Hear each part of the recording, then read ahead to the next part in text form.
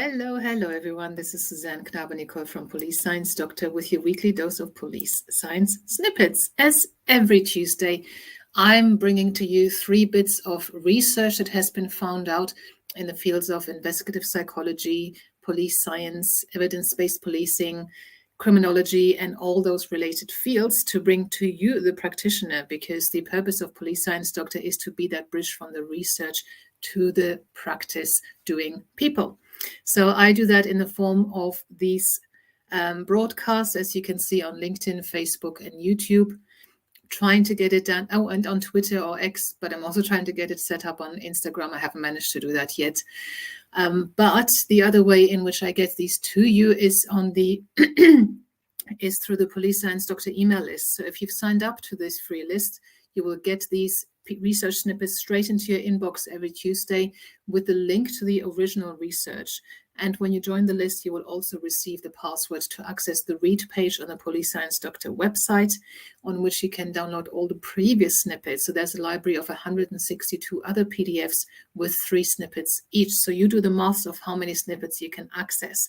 And because every one of you is in some kind of different role and a different place around the world, I can't promise that there will be something relevant to your particular job every week, but I'm sure there will be something in that big library of snippets. And it's free to join, and you can leave anytime. There's no risk, really. So just Google Police Science. You'll find the website Police Science Doctor and get onto it. There will be a form that pops up. Just fill in your details and you'll be on the list. If it doesn't pop up, it might be blocked. Just scroll down to the bottom of the page, of every page. So the first snippet from this week, for this week, is about indoor situational crime prevention. Ensuring good overview and lines of sight, as well as clear separation of activities and signage, helps to reduce crime within libraries. Now, you might be thinking, well, I don't work in a library, how is this relevant to me? However, this is quite interesting research because we have got some information on situational crime prevention. For example, the very straight lines that you have, the straight design of the street system and road system in urban places in America, for example, is actually conducive to crime. It enables people to get away quickly. Whereas if you've got a more enclosed community where there's only one way in, one way out, that discourages crime a little bit. So we know a little bit about some of the aspects of situational crime prevention and designing out crime when it comes to outdoor locations. However, not so much when it comes to indoor locations. So this research that was done on libraries, I think in the Netherlands, found that there are things you can do to reduce crime within buildings as well, making sure there's more light, making sure that people who are working there can see things better, but also other people can see things better. So there's just a few things that they needed to change about the design. And you can apply that to other things that are indoors. You can maybe apply that to shops. They're talking about the signage to make sure that people know where they're going, that different activities, different areas are separated, so you don't have so many strollers around thinking, where am I, what's going on here?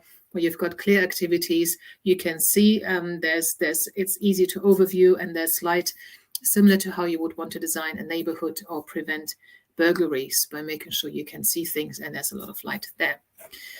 So just think about what other areas you could apply this to. The second snippet for today is about the 3-verdict system. The Scottish 3-verdict system, guilty, not guilty, or not proven, was compared to the Anglo-American 2-verdict system, guilty or not guilty. The odds for conviction by a juror are about 40% lower under the 3-verdict system than under a conventional 2-verdict system. So this is quite interesting. I have been wondering about this 3-verdict system. I quite like the idea of having an outcome that says not proven. It doesn't mean that you're not guilty. It means that there's no evidence to convict you, or not enough evidence to convict you. However, I believe that this is actually being reviewed, and I think the Scots are considering switching over to a 2-verdict system as well. Given that the 3-verdict system leads to fewer convictions, that might be not surprising. Some of these people should probably be convicted, whilst others should not. And the third snippet for today is about rape myth acceptance. So this was done at a university campus, I think in Canada or America. among South Asian students, being male, having traditional attitudes towards South Asian women, and holding patriarchal beliefs are strong predictors of rape myth acceptance. Rape myths are attitudes and beliefs that are generally false but are widely and persistently held, and that serve to deny and justify male sexual aggression against women. For example, if she was drunk, it's sort of her fault. If he was drunk, it's still her fault. If she was wearing XYZ, she was asking for it. She shouldn't have done this. She shouldn't have done this, rather than actually he shouldn't have raped her.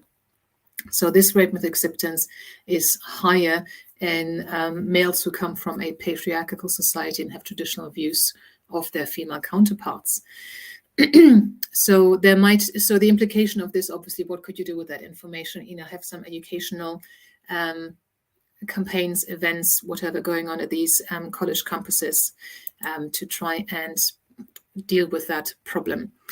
So these were the 3 snippets for today. As I've said before, I hope that you find this useful. I think actually for this week, let me just check quickly. I think all 3 articles are open access.